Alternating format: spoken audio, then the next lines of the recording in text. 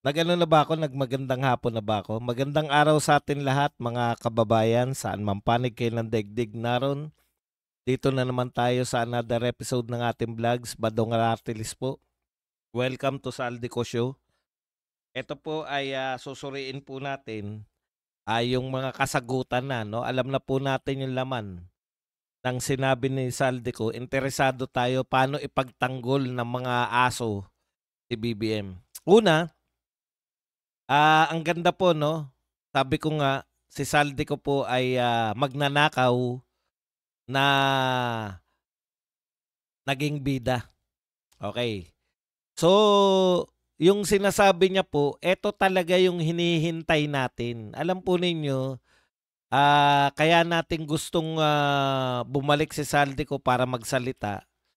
Ngayon po nagsalita po siya at marami po siyang revelasyon kung bakit po siya hindi bumabalik, 'no? Marami siyang revelasyon kung ano yung naganap 'no, bakit ayaw niya nang bumalik. Puwedeng totoo, puwedeng hindi, pero ang importante rito ay, nagturo na si Saldico ng totoong mastermind nitong lahat ng ito, lahat ng pagnanakaw na 'to. Masasagot na natin ngayon lahat, lahat-lahat 'no. Ano man ang katanungan, yung kumbaga yung loose end na tinatawag. Mapagbubuhol-buhol na natin. Lahat ng mga gap pa sa impormasyon, 'no, bakit yung mga katanungan natin bakit, kaya na nating masagot ngayon. Dahil sa unang revelasyon pa lang. Part 1 pa lang po 'to. Nung una kino-question ko nga, sabi ko, "Bakit may part 1, part 2 pa, eh, kung matigo ka na?" Maaaring naka-tape na yung part 2 et cetera. Pero maganda rin po na may part 2 para may chance pa sila na baguhin yung script. Depende sa mga sagot ng mga alipores ni BBM. Alam mo naman natin si BBM hindi sasagot yan ngayon. Kasi si BBM 'pag tuwing nagsasalita mas lalo niyang pinapahamak yung sarili niya, eh. Yan yung epekto ng, pagsasalita ni BBM imbes na maipagtanggol yung sarili lalong napapahamak. Okay. Yung mga sinabi po ni Saldico na una, yung medical leave niya na gusto niyang bumalik pero hindi na siya pinabalik ng dating speaker, puwedeng exaggeration yung gusto niyang bumalik. Puwede rin naman gusto niya magtago, 'di ba? Ang hindi niya kasi ine-expect o puwede namang i-ex, ikaw ba naman hindi ka pabalikin, dalawa yung kuwento, 'di ba? Gusto niyang bumalik pero ayaw siyang pabalikin. Yung pala nagulat siya, yung pala gagawin na siya na yung, scapegoat. Oh, lahat ng mga hinala natin sa simula pa lang, eto na yon nagkatotoo na 'no, gusto nilang gawing scapegoat itong si Saldico. Naniniwala ba tayo na walang kasalanan si Saldico? Diyos ko, kung meron kang mga asset na air asset, kung meron kang mga, ang tantiya nga natin nung una kasama yan, eh, sa pananahimik ni Saldico, eh. Kasama yung mga paglabas ng air asset niya, eh, 'di ba? Pero nung naramdaman niya na eto yung turning point sa tingin ko, eh. Nung naramdaman niya na siya para tigukin, ibang usapan na 'yan. Ibang usapan na yung titigukin na siya tsaka yung pamilya niya, 'di ba? Kakanta na siya kasi ang tantiya ko alam na niya 'no, nung umalis siya wala ng balikan 'yan. Alam niya na rin kahit papaano. Sabagay nagsalita na siya nun, eh, 'di ba?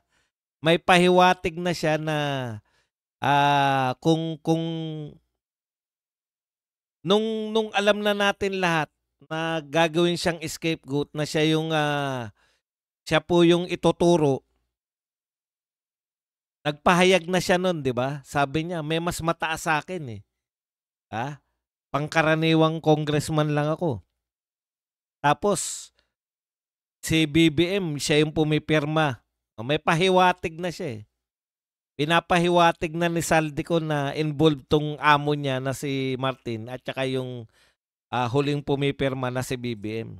Pero siyempre hindi niya pa masabi 'yun. Kaya lang warning na sa kanila 'yun. Kung ako ang gusto niyong idiin, ikakanta ko kayo. Hindi sila tumigil. Dinidiin pa rin siya. Tinutuanan na ni Saldico.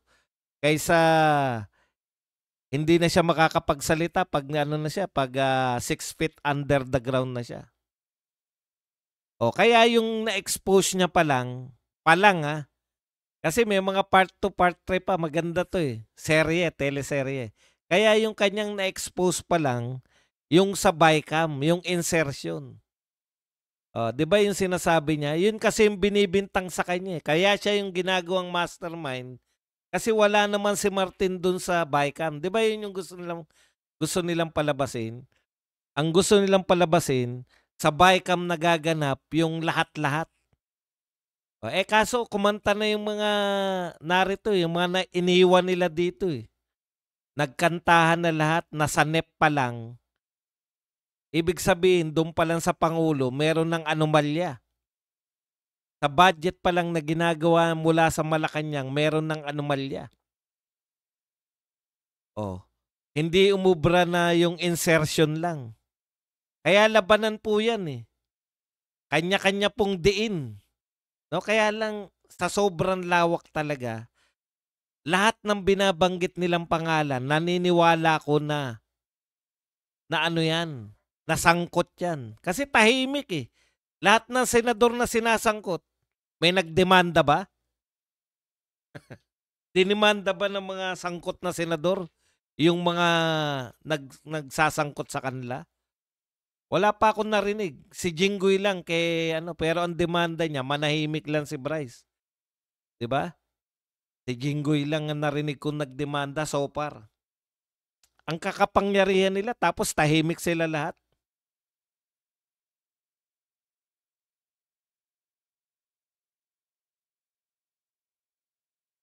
Okay. Pwede rin naman kasi kinakausap nila na via Zoom Yung katwiran ni Lacson na wag na nating hindi na dinis-invite na, hindi na inimbitahan si Saldico, natunugan nila na putya hindi nila makokontrol si Saldico once na nag-Zoom. Kasi maganda na yung katwiran ni ni Ping Lacson ngayon punta muna tayo, dito muna tayo sa naganap na Actually, ano lang talaga nakakaaliw lang talaga si Marcoleta. Yung pagko-question niya yung pagpapahiya niya sa DOJ, yung pagko-question niya nilalantad niya yung DOJ na namimili. Si Yusek Bernardo ang gustong gawing star witness. Samantalang, ang tingin ko si Yusek Bernardo mas mas malaki pa yung kasalanan kaysa rito sa mga Diskaya. Tsaka yung mga Diskaya, alam nila yung lahat. Si Yusek Bernardo, pag tinatanong mo, hindi po namin alam, hindi ko po alam yan, hindi ko po alam yan. Marami siyang hindi alam Bakit siya yung ginagawa niyong star witness? Kasi pasok si Bernardo malamang dun sa malalapit. Yung Diskaya kasi tinabla na nila nung una pa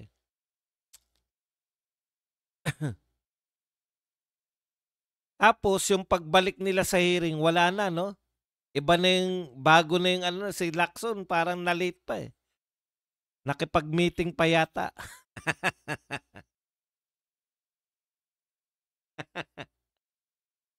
Una pa lang yan. Kasi maganda yung may mga part 2, part 3 para lahat ng mga sinasabi nila ngayon, sasagutin. Magaling po yung nag-handle ngayon kay Saldico. Okay. Naniniwala ka ba dong kay Saldico na wala siyang kasalanan? Hindi ako maniniwala sa mga sinasabi niya kung sasabihin niya na wala siyang kasalanan. Magnanakaw nga siya, 'di ba? Magnanakaw siya kaya lang ayaw niya ng pumaloob. Hindi po siya nanghihingi ng mga witness protection. Alam niya 'yung gagawin sa kanya. Sabi niya nga, 'di ba? Yung hangga't magsasalita na siya hangga't hindi pa siya pinatitigok. Yun yung pinakaano dun eh. Pero yung balik tayo, yung pinakalaman niya, si BBM, hindi po to inosente. No? Yung gustong palabasin ng mga tagapagtanggol na walang kinalaman si BBM. Dito po nasagot na po yung katanungan natin na si BBM ba ay talagang napaka-incompetent at wala siyang kaalam-alam for 3 years. Ngayon niya lang natuklasan. Hindi po eh. Hindi po siya incompetent. No? Ay hindi. Bura. Incompetent na. Involved pa, di ba? Kung susundan natin yung sinasabi ni Saldico, dito po makikita natin kung bakit ganun, no? Ganun kalawak kasi yung mga magnanakaw, nakita nila po, presidente nga eh.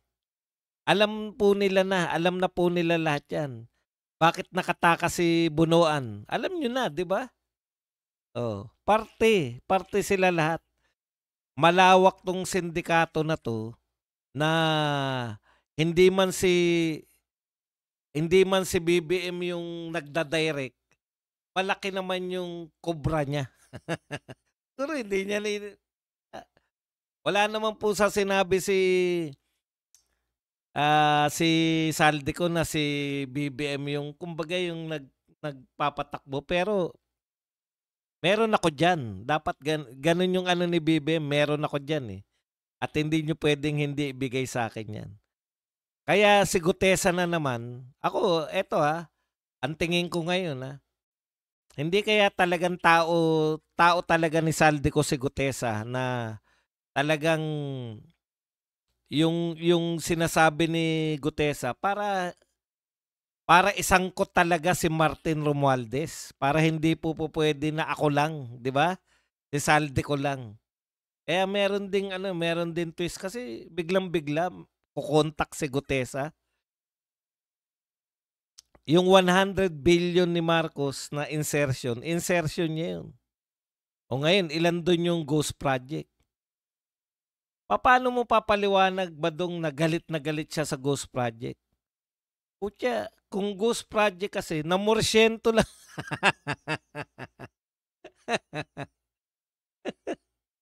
Isipin nyo, di ba? Kayo namumorsyento lang. Putya, ako namumorsyento lang.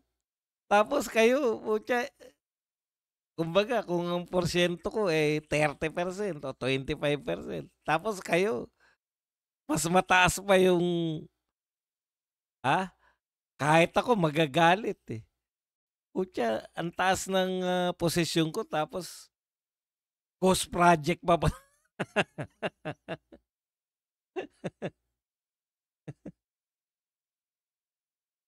Yun naman pong namayat. OA naman po yun. Nakita naman po natin na palabas lang din eh, di ba? Huwag naman tayo magpaano na ganun kapayat si Saldico. Pati lighting, pati yung pagsusuot niya ng Amerikana na 3 size na nakakapayat po yun eh. Yung 3 size na mas malaki kaysa sa katawan mo, no? Kasama po sa effect yun. Ito, parang si Vince Dizon, kasama po sa effect niya yung hindi na naliligo effect. Yung hindi na, sa sobrang dami ng ginagawa ni Vince Dizon, hindi na siya, ganun po siya ka-dedicated sa trabaho niya. Effect lang din po yan. Pwede ka naman maligo eh. Pwede ka naman maligo at magpagupit. Effect lang po yan ni Vince Dizon na ganito kagrabe yung problema sa DPWH. Si Saldico, naniniwala naman ako, stress talaga siya, pero OA naman na ganun kapayat. May kasama na po yun sa lighting tsaka sa ang suot niyang Amerikana ay tatlong size na mas malaki sa kanya. Okay, dito na tayo ngayon, di ba? Sinasangkot niya na ngayon na meron mismo si BBM. Saan yung insertion na yan? Ito keto eh. Eto, kumbaga, susi 'to sa pag-intindi natin sa isasagot natin sa kanila, 'no? Saan naganap yung insertion? Sa BICAM. Bakit BICAM lang yung sinasabi ni Saldico? Dito, kinakailangan natin ipaliwanag yan. Kaya BICAM lang kasi dun lang siya may say. Tandaan nyo, yung NEP, ano ba say ni ano dun? Ano ba ang pakialam ni Saldico ron sa NEP? Pwede niya bang pakialaman yung NEP? Meron ba siya ron? Hindi. Kung susundan niyo po yung mga kwento nila Bernardo, si Bernardo alam niya lahat eh. Sila Cabral po yan, yung sa NEP, 'di ba? Sila Cabral yan, sila Bernardo. Sila po yan. Kaya nga nanghingi sila o ano pa, sino pa yung may gusto na ipasok sa NEP. Sila po yan, hindi po kasama dyan si Saldico. Ang kay Saldico, yung insertion sa BICAM. Mas hindi ka panipaniwala si Saldico kung sasabihin niya pati yung sa NEP. Kasi wala siyang say dun eh. Kaya sa tingin ko kapanipaniwala tong 100 billion insertion sa BICAM. Kasi sa BICAM lang talaga may control si Saldico. Doon lang siya makakapag-insert. Yung sa NEP, yung mga tinatalakay dyan sa budget hearing, wala siyang control doon. Hawak yun ng ano eh, ng DPWH tsaka DBM eh. Hawak nila yan. Yung DPWH, si Cabral at sila Bonoan, sila po yung naghakot o sino pa gustong mapasok sa NEP. O alam nyo na yung porsyento dyan. Ganun po yan eh. No? Kaya talagang hindi talaga makikialam si Saldico sa NEP. Pag sinabi niyang pati sa NEP nakikialam siya, pagdududahan mo na yung salita niya. Kaya yung 100 billion insertion, hindi po yun yung buong. Yun lang po yung alam ni Saldico kay BBM.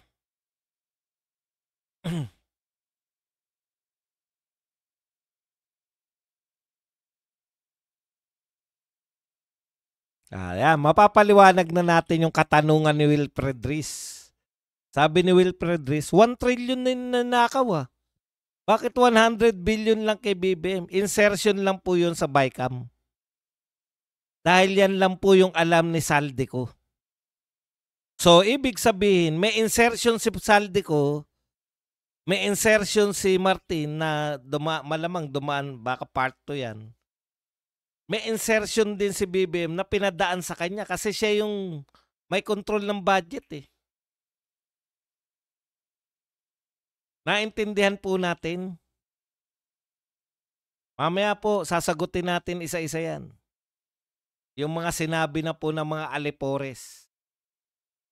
Okay, basta kapanipaniwala yung si Saldico kasi siya talaga yung may control. Siya talaga yung nag-insert. Kaya kita nyo yung dialogue ni Toby Chanko. Si Toby Chanko, bata ni BBM yan. Ang gusto niya lang idein si Martin tsaka si Saldico, di ba?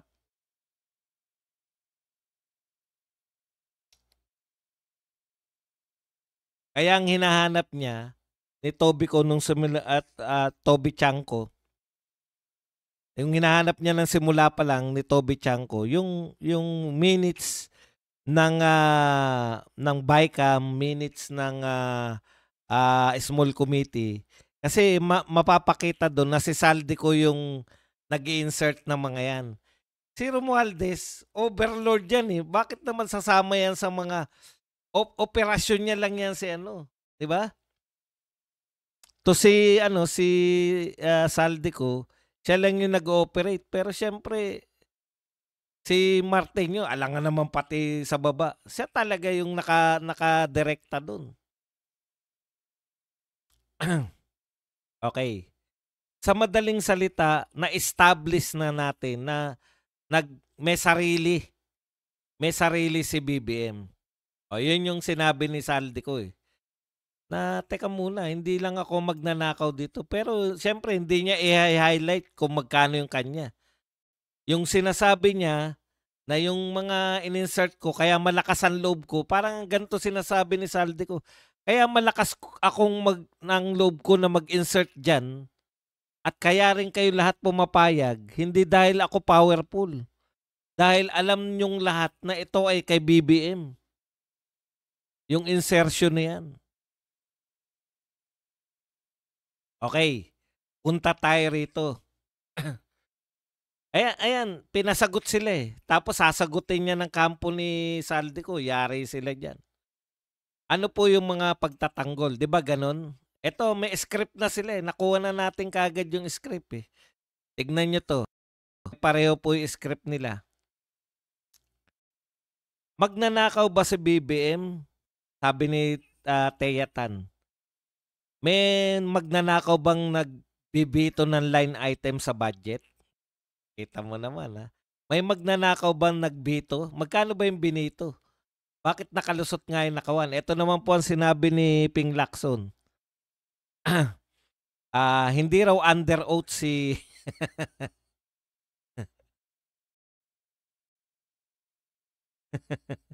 hindi ko hindi ko maintindihan talaga to si Lacson. No, it's not that. That's not Okay. order yet. Ito napapakinggan niyo Sabi po ko ba? lang, as of now, walang probative value kasi hindi naman under oath. Yan. So ano yung mga, kung walang property value, ano siya? Ano yung, Wala, na-raise yun. Kwento lang daw yung kay Saldico kasi hindi siya nag-under oath. Alam mo, Ping Lacson, wala siyang balak tumistigo sa iyo. Paliwanag lang natin, no? Wala nang tiwala si Saldico, kaya siya gumawa ng video. Direkta to, pinapaalam niya sa tao. Hindi po siya para tumistigo, para may madiin. Bakit? Kahit na ano pa pong testigo ng kahit sinong tao, hindi naman nyo ididiin yung Pangulo eh. Kaya yung mga sinasabi nyo, probative, walang value yung sinasabi niya dahil hindi nag-under oath.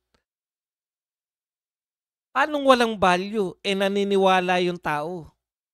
Ang narrative po ngayon, sino yung paniniwalaan ng tao? Sino yung mas kapanipaniwala sa tao? Wala na hindi po siya, si Saldico po, hindi po siya nagbabalak na iligtas ang sarili niya. No? Na siya, para maging star witness, state witness, hindi po. Kaya niya nilalantad to, damay-damay na tayo. Bago niyo ako matigok, idadamay ko na yung Pangulo ng Pilipinas. Ano bang, hindi ikaw ang maintindihan to si Lacson eh. Okay, punta tayo sa iba. Si Thea Tan, tandaan nyo yung sinasabi ni Thea Tan bakit nagbito? Sasabihin din niya ni Lacson eh. Eto naman, galit na galit din to si Auntie Claire. Pakinggan po ang natin si implikasyon Auntie pong Claire. nakikita natin ay mas magagalit ang mga tao kay Saldico dahil sa kanyang pagsisinungaling. Makikita natin na lahat ng kanyang sinabi, katulad na nga ng mga ekspertong sinabi, bakit kailangan pa na mag-insert ng 100 billion pesos samantalang kaya namang isama ito sa NEP. So doon pa lamang po, dapat magalit talaga ang tao dahil marami nagsisinungaling para maisalba ang kanilang sarili. Okay. Nagsisinungaling si Saldico, bakit magpapa-insert sa BICAM samantalang pwede naman niyang ipasok yun sa NEP. Di ba? Ang ganda eh. Pag ikaw ang nakatanga ka, oo nga no. Kaya epekto daw niya, magagalit daw yung tao kay Saldico. Hindi po. Ang tao po, baka mga tao nyo magagalit kay Saldico. Pero yung tao po, alam naman po namin magnanakaw si Saldico eh. Matagal na pong sinabi ni BP Sara yan, sila ni Martin Romualdez ang may control ng budget. Alam na po namin magnanakaw yan. Galit kami kay Saldico noon pa. Di ba? Pero natutuwa kami ngayon. Kasi yan yung gusto namin gawin niya. Kumanta siya. Di ba? Pakinggan nyo yung sinabi kung paano sila magkakapare-pareho ng script. Sabi nung isa, nagbito nga yung Pangulo. Bakit nyo sasabihin na magnanakaw siya? Obvious ba? Na kinakailangan mo magbito para yung katwiran mo ngayon, Thea Tan, yun din yung, di ba? Binito ko nga eh. Eto naman. Kung magnanakaw ang Pangulo, bakit sa BICAM? wala siyang control doon. Bakit hindi sanip? Di ba? Ayan. Mamaya ako sasagutin yan. Iisahin natin ano sagot ni Badong dyan. Ito pa isa. Dito ako gulat na gulat. Ang akala ko to si Cielo Magno, super lang yung galit sa mga Duterte. Akala ko si Cielo Magno, ano siya, yung na-overwhelm ng kanyang pagiging anti-Duterte. Galit siya kay Marcos dahil grabe yung ginawa sa budget, pero idinadamay niya lagi si BP Sara tuwing magrarally siya kasi super anti-Duterte siya.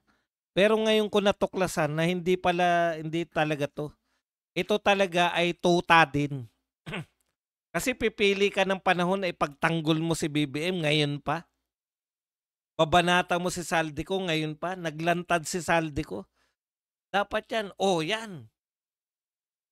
Sagutin mo yan, BBM. Yung mga binabanat ni... 'di ba? Ito po ang sinabi ni Cielo Magno. Kaya halata ka na, Cielo Magno. Ang cute mo pa naman. Karas na karas pa naman kita. Si Cielo Magno, yung hindi filtered na si Auntie Claire, mukhang maganda dahil filtered. Ito mukhang may itsura talaga eh. Ang tanong ko lang kay Saldico, parang sobrang tanga naman ni BBM na hinintay pa ang BICAM para mag-insert ng 100 billion, pwede na niya isaksak yun sa NEP pa lang. 'Di ba? Kung tama raw po yung sinasabi ni Saldico, ang tanga naman ni BBM, bakit hindi na lang sa NEP? Bakit kinakailangan pa mag-insert ng budget dun pa sa BICAM niya gagawin? Okay. Ito naman po, mukhang dati po, malumanay lang to si Amena Pangandaman. Magandang hapon po sa ating lahat. All appropriations ordered by the President is already in the National Expenditure Program. That is why it is called the President's Budget. So we reject any insinuations about it. The BICAM is purely under the power of the legislature. We respect and strictly follow the budget process, and all our actions are above board. Kung maaalala nyo po, ang proseso ng budget, ginagawa po ng executive ng 6 na buwan. Yung tono po ng salita niya, di ba? Hindi naman ganyan yan si Pangandaman eh, na talagang ginagawa po. No? Diba? Parang may pagkataranta. Ang ating President's Budget and National Expenditure Program. Ayon sa Constitution, we have 30 days after the State of the Nation Address para isubmit ang National Expenditure Program sa Kongreso. At ayon din sa Constitution, pagkatapos natin masubmit po ang budget sa Kongreso, magkakaroon po tayo ng briefings, di po ba? So ginawa din po yan ng... Okay na tayo riyan. So ang point niya rin, tinatanggi niya na si BBM sa BICAM. Di ba? Dapat kung may nakawan sa NEP, pero above board daw sila eh. Yan ang sinasabi ni Pangandaman eh. Paano kami makakapag-insert dyan ng Pangulo? Above board kami. Nakikita niyo yung ginagawa natin. Nakikita niyo yung ginagawa namin. Above board kami. Nakita po ninyo yung pattern nila. Bakit binito? Bakit kung magnanakaw si BBM, bakit may binito siya? Kung magnanakaw siya, bakit sa BICAM pa? Makikiusap pa siya. Pwede naman siya sa NEP. Di ba? Okay. Ano pa? Mamaya natin isang sagot na lang para may konti tayong anong tawag diyan? Konti tayong ang isa pa nila, ayan, eto rin si Blue Ribbon Committee rin. Pakinggan uli natin to si Lacson. So ano yung mga walang property value? Ano siya? Ano yung... Wala, narration. Kwento. Hindi naman siya under oath eh. Pumunta siya rito, mag-take oath siya at sabihin niya yung statement niya, then may property value. Pero kung pero may binagay kayo na pwedeng option na Pangulo talaga yung nag-insert daw, nagpa-insert ng 1 month. Mahirap pag-speculate. Alam mo, ito ako. Okay. Mahaba to. Ito na yung sinabi niya eh. Ba't sa BICAM pa siya magpapa-insert? Hindi naman siya part ng BICAM. Ito po So sinasagot din ni Lacson, isa na rin po siya sa script. Bakit sa BICAM magpapa-insert yung Pangulo? Hindi naman siya part ng BICAM. Okay. Assuming na totoong nag-insert sa BICAM, ba't niya ibibito? Binito raw po. Yan Bakit po siya nagbito? Same script, 'di ba? Pinito niya, bakit niya ibibito kung magnanakaw siya? At ang pinakamalupit sa lahat, yung sinabi po nito marami po nagsasabi nito eh. Ito po yung sinabi ni Vince Dizon na mukhang hindi na naliligo. Effect lang 'yan. Yung hindi paliligo ni Vince Dizon. Ito po ang sinabi ni Vince Dizon.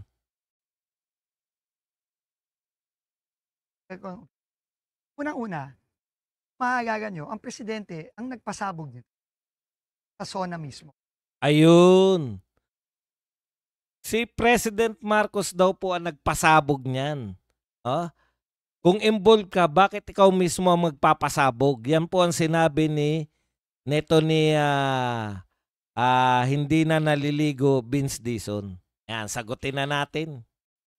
Excited na akong butatain lahat to. May tatlo sila sinasabi, di ba? Okay, ang sinasabi nila, kung magnanakaw si BBM, bakit siya nag-expose? Sa kanya, siya nga nag-expose niyan. Di ba kung magkumparte ka ng sindikato na yan, dapat hindi ikaw yung nag-expose. Ikalawa, kung mag-insert siya ng 100 billion, bakit dun sa wala siyang control? Bakit sa BICAM?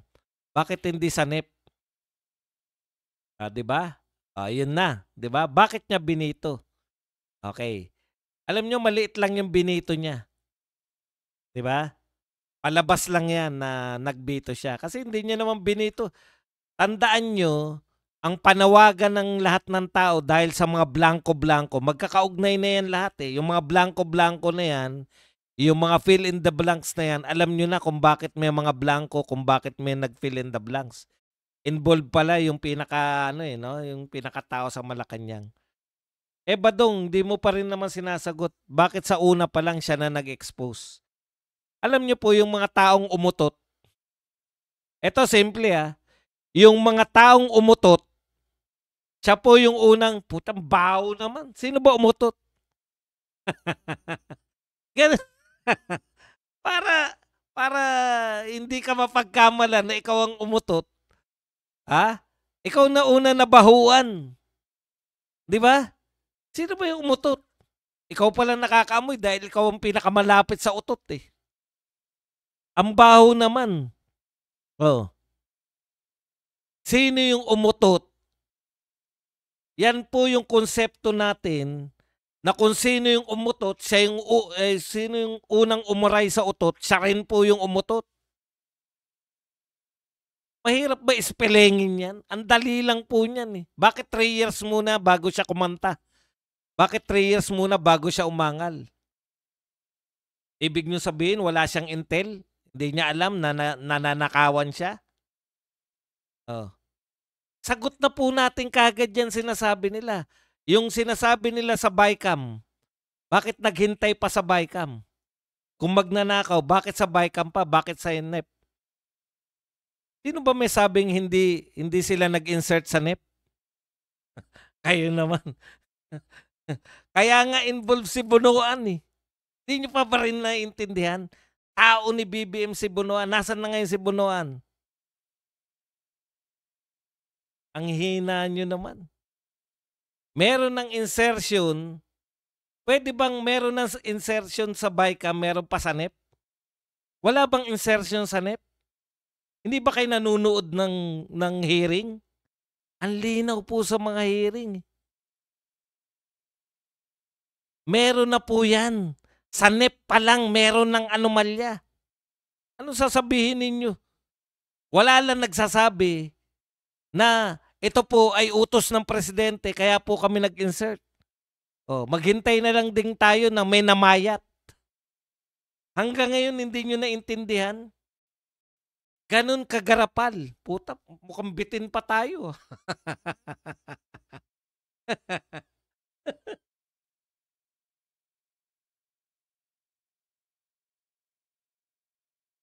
Ang lakas naman ng loob ni Bunuan at saka ni Cabral. Si Cabral, yung mukhang retokadang babae. Di ba napakalakas ng loob nila kung sila lang? Kung gaano kalakas ang loob ni Saldico na mag-insert diyan sa BICAM, ganyan din kalakas yung loob nila Bunuan, nila Cabral, nila Bernardo. May isang tao lang dyan na nakakaalam. Wala akong binibintang. Pero sa tono ng pananalitan nyo, parang nililigtas nyo na dahil si Saldico pa lang yung kumanta. Paano yung mga hindi kumakanta? Bakit daw sa BICAM? Sa BICAM lang may kumanta. Di ba? Sa BICAM lang may kumanta. Sa BICAM pa lang may kumakanta. Sa BICAM pa lang may nagturo. Ang paniniwala ko dyan, as good as your paniniwala ngayon. Oh, hindi po pwede yung mga lahat ng sinasabi natin, hindi po pwedeng maganap yan lahat sa dami po ng pagdadaanan. Sa dami po ng sala. Tama yun si Amena. Overboard yan. Pwedeng suriin. Sino naman magsusuri sa mga naglagay dyan?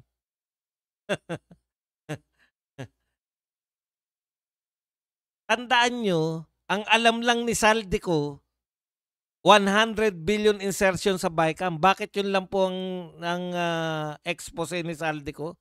Yun lang ang alam niya. Wala po siya dun sa NEP. Wala po siyang kinalaman sa NEP.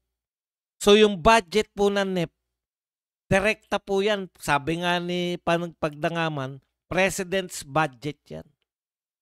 Kaya hindi nyo po pwedeng sabihin, no? Hindi nyo po pwedeng sabihin na bakit sa BICAM pa, bakit hindi na lang sa NEP? Sigurado ba kayong wala sa NEP?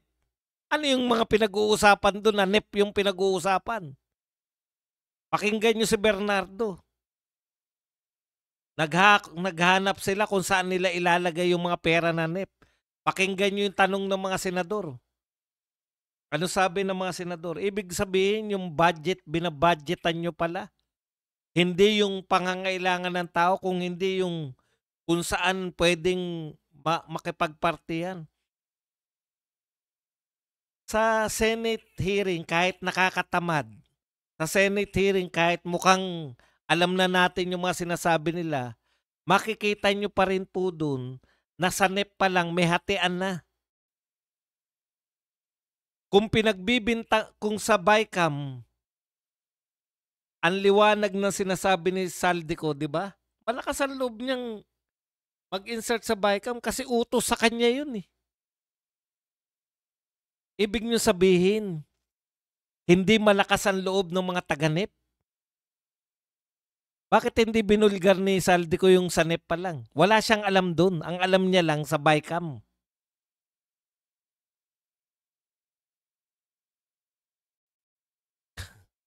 Tapos sasabihin nyo, kung magnanakaw, tignan nyo yung logic nila, kung magnanakaw si BBM, dapat hindi sa BICAM, dapat sa NEP. O, di kayo na rin nagsasabi. Wala lang kumakanta. Hindi po ibig sabihin na walang krimen porket walang nagtuturo. Ngayon po nauunawaan na natin kung bakit lumawak tong krimen na to. Ang lakas naman ng loob ni Bunuan. Una, 'di ba? Iniisip namin ang lakas naman ng loob nitong mga taga Bulacan. Paano sila nakakapagsagawa ng nakawan ng harap-harapan? Tapos Ghost Project, ang lakas naman ng loob. Natuklasan natin, kaya malakas loob nila, may sumasalo sa kanila na yung Yusek Bernardo. Natuklasan natin na may nag-uutos sa kanila si Saldico, isa si Saldico, tsaka yung Yusek Bernardo. Oh, paano hindi lalakas loob nila? Ngayon ang tanong, bakit naman malakas ang loob ni Yusek Bernardo? Kasi Hawak siya ni Bunuan. Oh. Ngayon, sa tingin nyo, bakit malakas ang loob ni Bunuan at saka ni Cabral? O, do the math. Bakit malakas ang loob ni Saldico? O yan, kumanta na si Saldico. Bakit nasa abroad si Saldico? Para hindi manahimik na siya. Bakit kaya nasa na biglang napunta sa abroad si Bunuan? Ang simple lang pong basahin ng mga deflection nila eh. Kung magnanakaw yan eh, bakit sa Bicam? Bakit sa Bicam lang ba sa tingin nyo? Kaya nga, diba, yung pinagtatakan natin lahat, bakit ngayon lang, after 3 years, ngayon lang, kasi ngayon lang may nagbubulgar, kasi ngayon lang talaga yung pinakagrabe na, sumobra na eh. Trial lang noong 2023. Noong 2024, nasarapan. 2025, puta, todo na to.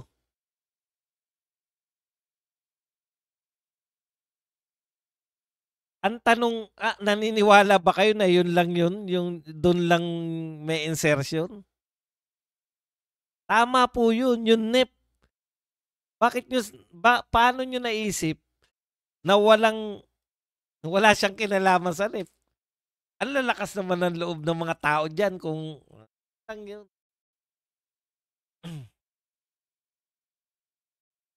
Connect the dots po ninyo. I-connect po ninyo yung mga dots. Hindi po pwedeng sabihin. Kaya po, ang binubulgar lang ni Saldico ay yung insertion sa Bicam kasi doon lang po siya may say. Sa NEP po, wala silang say doon. Pero kung nakikinig talaga kayo sa hearing, sinasabi na nga ni Bernardo, eto po, sa NEP pa lang, meron na. Ang lalakas naman ang loob nila na sa NEP pa lang, gumawa na sila na hindi alam ang pinakamataas sa lahat.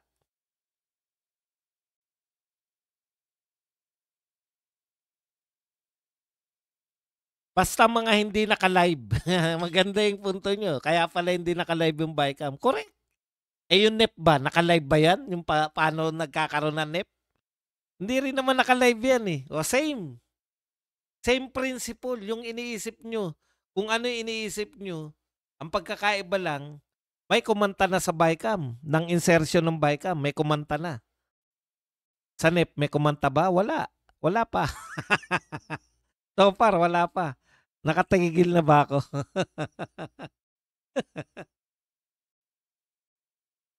Sino may sabi sa inyo na walang anomalya sa NEP? Meron nga, yan, no? Manood kasi kayo, kaya nga kahit na itong sila, kahit na kakampi pa, sabi ko nga, ituloy nyo lang. Nariyan naman si Marcoleta eh. Ituloy nyo lang yung hearing. No?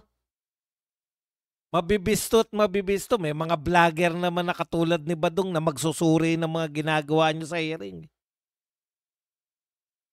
Wala po nagsabi ngayon, sa hearing po ng Senado, lumalabas po na sa NEP pa lang may anomalya na. May anomalya rin sa Bicam. So ano po ibig sabihin niya? Sino yung sentro ng anomalya na to?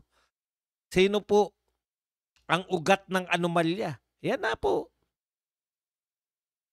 Kaya nga nangayayat si Saldico, kala natin nagpapasarap buhay siya sa Europe.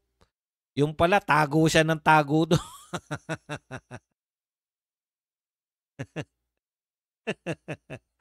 Ngayon, naunawaan na natin lahat, di ba?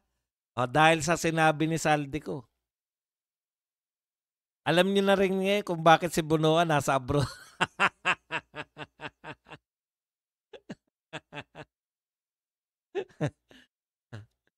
Okay, pwede na po kayo magtanong, pwede na po kayo magbigay ng reaksyon at tigit sa lahat, pwede po kayo magpakape. Mag-likes lang po kayo. Ang dami po nanonood sa atin, ayaw nyo naman mag-likes. Ha? Ayan, mag-likes lang po, pipindutin lang yun. Yung may pangkape, magpakape. O ngayon, basa na tayo. Magtanong po kayo ha, magtanong po. Lahat po ng gumugulo pa sa isip nyo. Pati si Shelo Magno, naliwanagan ako eh. Akala ko typical lang siya na dilawan na galit sa mga Duterte. Walang Duterte siyang sinasabi, ha? Saldico talaga. Oh, kung tama si Saldico, bakit sa BICAM? Utot mo. Bakit wala ba sa NEP? Sino may sabing wala nakawan sa NEP? Manood kayo ng hearing. Pati sa NEP sinasabi nila. Pero hanggang doon lang alam ni Bernardo eh. Kung ano lang yung alam niya. Kanya-kanya po yan eh. Ah? Pagka ano po, meron lang po kayong pinapaalam sa inyo, hanggang dito lang yung alam mo. Hanggang dito lang yung alam niya. Kung ano yan eh, may ilang tao lang na nakakaalam ng lahat. Kaya hindi alam ni Saldico yung nagaganap sa NEP, katulad lang din yan na hindi alam ni Cabral at ni Yusek Bernardo at ni Bonoan yung nagaganap naman sa BICAM. Pero hindi ibig sabihin na walang anomalya sa BICAM at sa NEP. Sinabi na nga sa Senado, meron eh. Bakit? Ito pa isa kong tanong. Bakit? Ang pagnanakaw ba sa BICAM lang? Ayun naman oh. Isip-isip. Bakit nawawala na si Bonoan? Bakit nasa abroad na? Ha? Ganyan din si Saldico noon na. O, di ba? Same. Sige, basa na tayo. Kuya Marley,